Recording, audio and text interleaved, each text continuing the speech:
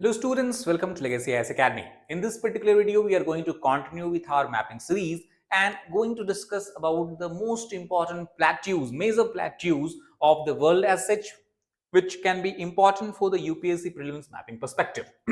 But before talking about the important plateaus of the world, let us try to understand what do we mean by the term plateau itself. What kind of physical feature we are talking about here. So in simplest way, we can say plateau is an elevated flat topped landform. For example, when we talk about mountains, mountains also we characterize as elevated landform. But how plateaus are different? Mountains are generally conical in shape. They can also be of kind of dome or round shape. On the other hand, plateaus generally have flat top and many times they also have steep sided slope as such. And thus, if you move from plateau and then you come outside, come below, you will come across largely a plain like structure as such, or you can also rise along a mountain in many places. So elevated flat top is what we can call is the defining feature of such landform, formed generally through various different geological phenomena. It can be tectonic uplift, that is due to the convergence of plate motion, plate interaction. It can be result of volcanic eruption where large amount of lava is coming out above the earth's surface. Then further the lava cools and solidifies, forming a plateau-like structure, or even due to the erosion of mountains. Gradually the upper conical part is simply brought down in level and also is made a kind of elevated flat in nature as such. Important for both climate and river system, but we can say the most important point about plateau is that it plays a very important role in the economy of any region, and that is because it is generally rich in different type of mineral resources. It can be metallic mineral, non-metallic mineral, it can be even energy related minerals and all. So first of all, if you classify plateaus across the world, broadly we can do it into four major parts or four major types. First of all, the plateau which is called as intermountain plateau. These are basically those plateau which is surrounded by mountain from all the side, or it is sandwiched between two mountain ranges. Best example of this is Tibet. For example, if you look here, this is your Himalayas, and on the other side you have another mountain in China called as Kunlun mountain, and between Himalayas and Kunlun mountain, you will find plateau called as Tibet plateau, so intermountain plateau.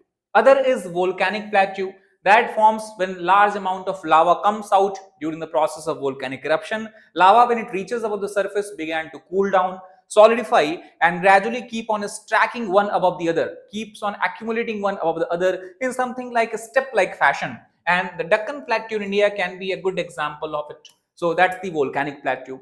Continental plateaus are largely due to the force coming from below the earth, inside the earth, endogenetic force we can say. So many times what happens, the region or the shield areas of the world is lifted above, forming continental plateaus. Iberian plateau in Spain can be an example of it. Then we have dissected plateau, basically plateau structure which is no longer seen in its original form, rather it has been dissected, basically means it has been fragmented into multiple parts due to continuous flow of river across it. And the example can be Telangana plateau in India, dissected by several rivers, largely Godavari and Krishna river system.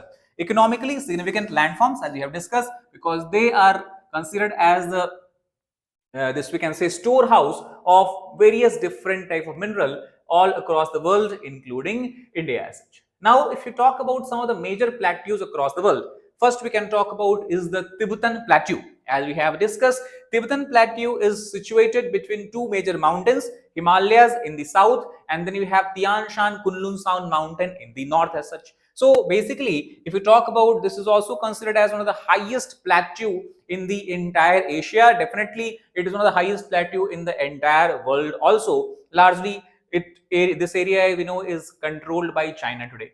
Now, if you talk about Tibetan Plateau, how did it form or came into existence?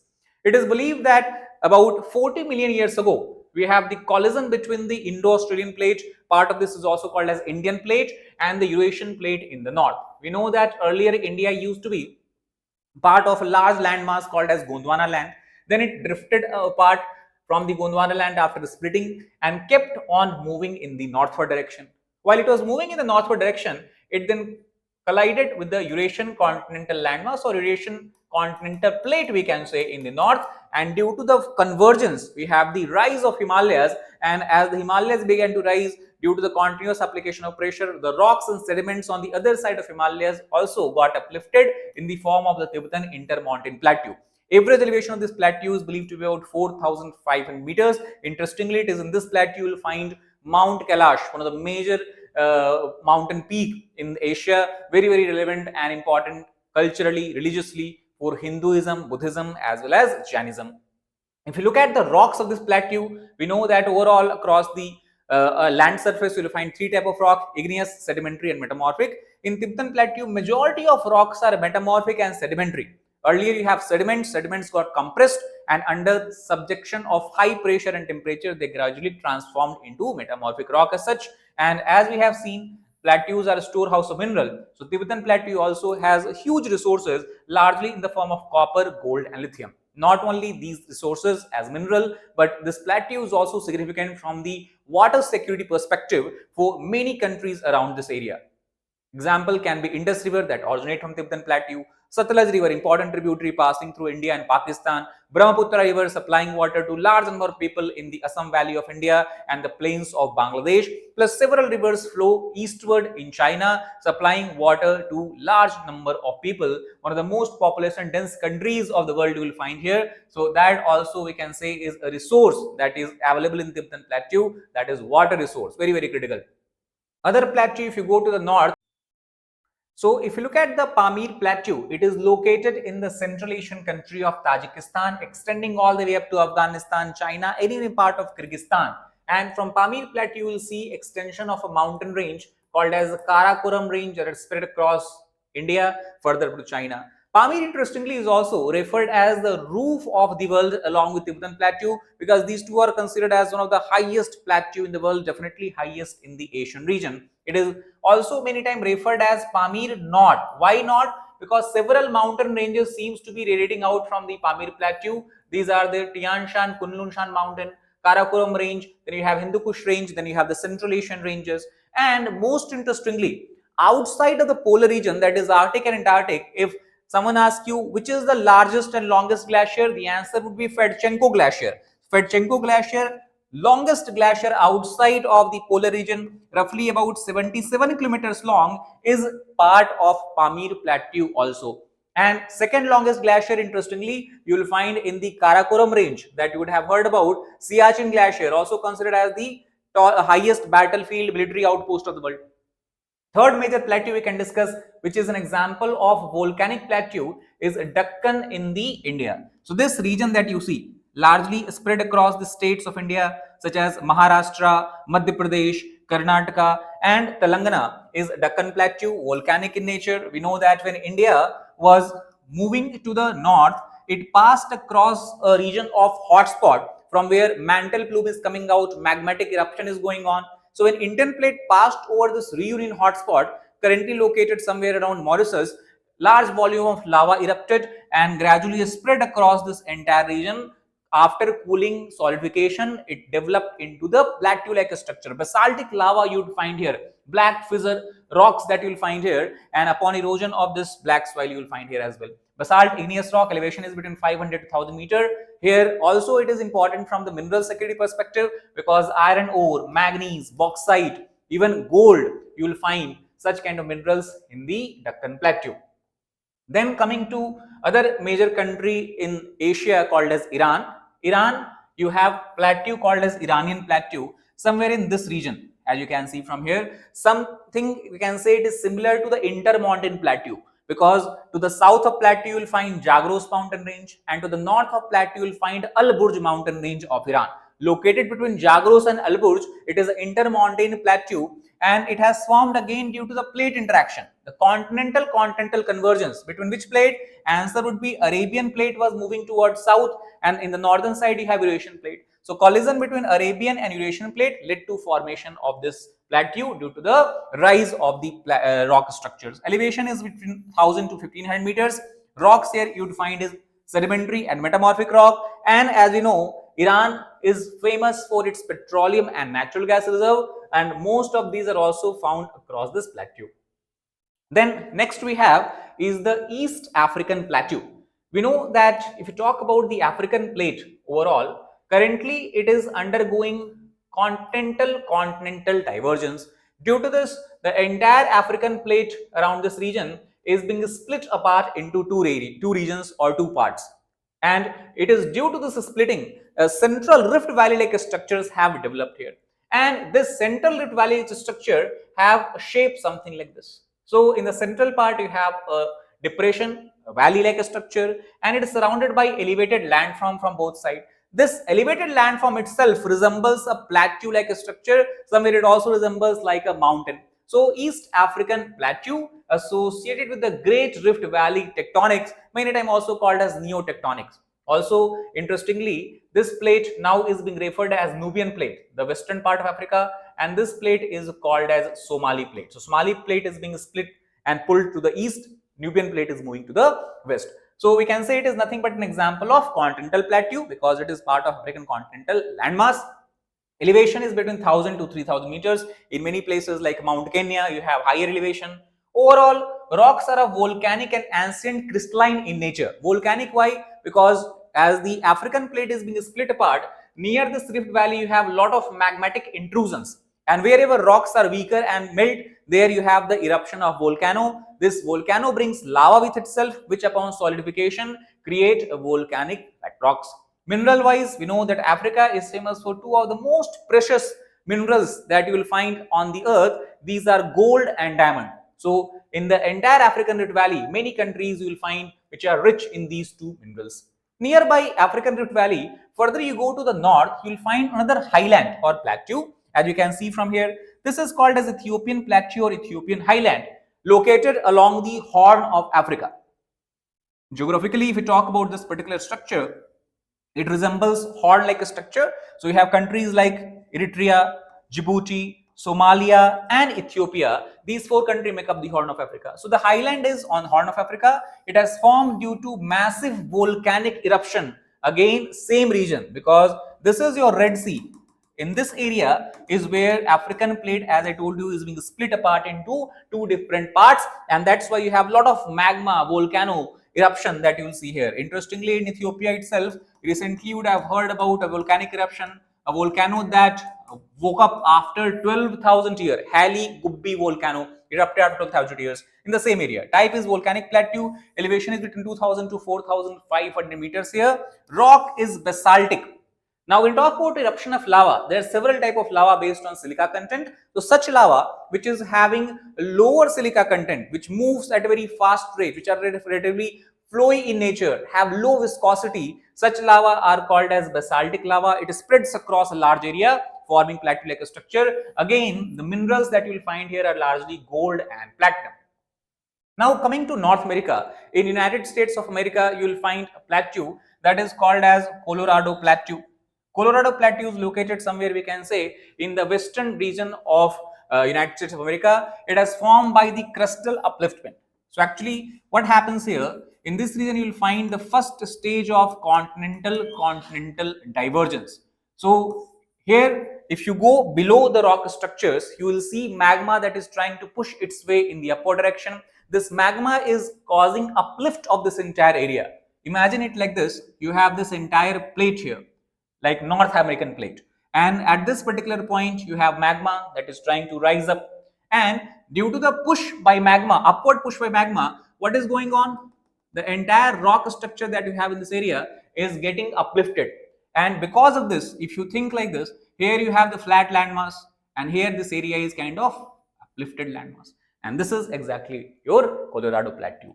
Later in future you would see upliftment being succeeded by the this divergence that will lead to formation of rift valley structure here also. Same way how you have formation of rift valley in Africa. So very important.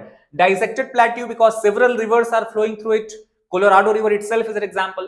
Elevation wise 1500 2000 meters. Rocks largely you find here are sandstone and limestone rocks. Both of this, if I ask you what kind of rock are they, the answer would be these are example of sedimentary rocks. So largely sedimentary rock. And mineral wise, a critical mineral you will find here, important from nuclear energy perspective, uranium. Plus this area is also rich in coal reserves, and interestingly in US, largest coal reserve you will find in this part of US, where you have the Appalachian Mountains. That's the Colorado Plateau. Coming to central part of America, you can see a country called as Mexico. Mexico is also having lot of mountain ranges. For example, Sierra Madre mountain range you will find here. Then we have Altiplano. Then you have here Sierra Madre Oriental. Then you have volcanic transversal, Sierra Madre del Sur. And in between these mountain ranges, you will find a plateau-like structure. So obviously now you should be able to tell me that this plateau is an example of intermountain plateau. Why? Simply because it is sandwiched between two mountain ranges. So this is intermountain plateau. Why it has formed? Same region, due to tectonic uplift. You have collision going on here. On this side of the this Mexico, you will find a Pacific plate here, Cocos plate, a part of it, and on this side you have the Caribbean plate. So as Cocos plate and Caribbean plate are pushing against each other, the rocks are getting compressed and are forced to get uplifted. That is the reason why you have formation of plateau. Height is 1,000-2,500 meters. Volcanic and sedimentary, both kind of rock you will find here. Why volcanic? Because you have oceanic convergence. So plates melt, magma is formed. Mineral wise, Mexico is known for silver and lead, two important minerals, and that you will find in the Mexican plateau between the Sierra Madre and Altiplanic range. In South America, one of the largest plateau structure that you will find is Brazilian highland, also called as Brazilian plateau. So if you take a look here at this map, this is entire Brazil, largest country in South America, and here in the eastern part somewhere we can say near the Pacific, near the Atlantic Ocean, you will find the Brazilian highland. This is an example of ancient shield uplift. This is one of the most stable and oldest landmass of the world. It used to be part of the Gondwana land and it used to be part of ancient shield. Due to the plate motion, the shield got uplifted somewhere in the past and that led to its formation. So it is an example of continental plateau. Elevation is not very high, somewhere between 500 to 1500 meters, and largely made up of two types of rock, igneous rock and metamorphic rock. Whenever you have ancient rock structures, ancient shield, largely igneous rock you will find there. Mineral wise, two major minerals are found here, iron ore and gold. That is about the Brazilian highland. Coming to South America, further south, there this region that you see is Patagonia. Patagonia is also a desert landscape located in Argentina, and this is formed by the lava flows, and further when lava cooled and solidified due to the plate convergence, it got uplifted. This entire lava plateau has come into existence here. So it is an example of volcanic plateau. But interestingly, you should remember that it is also an example of desert landscape. Elevation is between 300,000 meter. Rock is basalt, again with low silica content. That kind of lava has erupted here. And this region is well known for its oil and natural gas resources. So very, very important from the energy perspective, energy security perspective. If you come to Australia, the entire western part of Australia is nothing but an example of plateau. Again, this region is referred as arid and desert region, and it is an example of Precambrian shield. Again, if you try to think, South America, Africa, Australia, India, all these used to be part of Gondwana land, and thus during that time you have the Western Australia existing as a shield. Continental plateau obviously because you have shield, 300 to 600 meters general elevation, largely made up of igneous rock and metamorphic rock. Mineral wise, again important from the perspective of iron ore, gold and bauxite. So this region that you see, one of the major city of Australia, Perth, you would also find here. Then coming to the next, we have in Europe, one of the most important and largest plateau of Europe, you can say, is referred as Iberian Meseta, located in Spain. This is Spain, as you can see from here, and here you have the Iberian Peninsula as such. Here you have several mountain ranges. Balearic Mountain you will find here. You have the Pyrenees Mountain along Portugal and the along the border of France and Spain, and then you have Portugal here. So overall, it is uplifted ancient massif. Again, due to the continental convergence between African plate and Eurasian plate, the ancient rock structure that you had got uplifted and began to rise, forming this plateau-like structures. Average elevation is between 600,000 meter. Rocks are again granite and metamorphic. Granite rocks are having we can say higher silica content, and that is why it is relatively fair in color, gray in color. Compare with the basaltic rock where you can come across such a certain plateau like Deccan Plateau. There these rocks are very dark in color, black in color. So higher the amount of silica, lighter is the color. So granite, higher silica content. Metamorphic rock also you'll find here, obviously due to the compression, pressure and temperature. And here minerals are not that much high, but limited coal deposits you will find in this Iberian Masita. Then coming to the further eastern part of Europe, you have Anatolian Plateau located in the Turkey as such. So this is Turkey. Anatolia actually is also the older or ancient name of Turkey. And this region, the central part of Turkey, nearby the capital city of Ankara, you will find this Anatolian Plateau formed by tectonic compression. Why? Again, you have the Arabian plate moving to the north, and further up you have the Eurasian plate. So Arabian plate, Eurasian plate are causing compression here, forming the upliftment. Elevation is between 900 1500 meter. Interestingly, it is an example of intermontane plateau. Why intermontane? Because Taurus mountain you will find here to the west of Anatolian plateau, and then we have Korogl mountain, Pontic mountains on the eastern part of the plateau. Further, you have eastern Taurus as well. So somewhere sandwiched between the mountain ranges. Volcanic and sedimentary rocks again you will find here, and boron, one of the important minerals, major minerals that is found in Turkey Anatolian plateau is boron. So if you take a look at all these plateaus, and if someone asks you how plateaus are significant for us, because first of all, if you take example of Tibetan plateau itself, many plateaus are source of major rivers that supplies water for various purposes and ensure that population is able to survive in that area.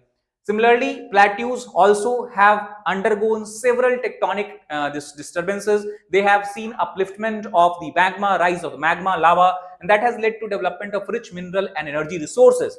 For example, Chotanagpur Plateau of India, known for large variety of minerals such as iron ore, copper, we have bauxite, and we have mica, manganese and all. Support agricultural settlement simply because they also are source of rich fertile soil such as black soil. Deccan Plateau has black soil, support massive agricultural activity. Influences regional climate by causing cold winds to blow, causing winds to stop there. Orographic effect is also seen around many of the plateaus. And because of their diverse nature, they also attract tourism and biodiversity. Also, we can see developing in plateaus. So that is how we can explain the significance of plateau or the most important landforms that exist on today's earth. That's all for this video. Thank you very much.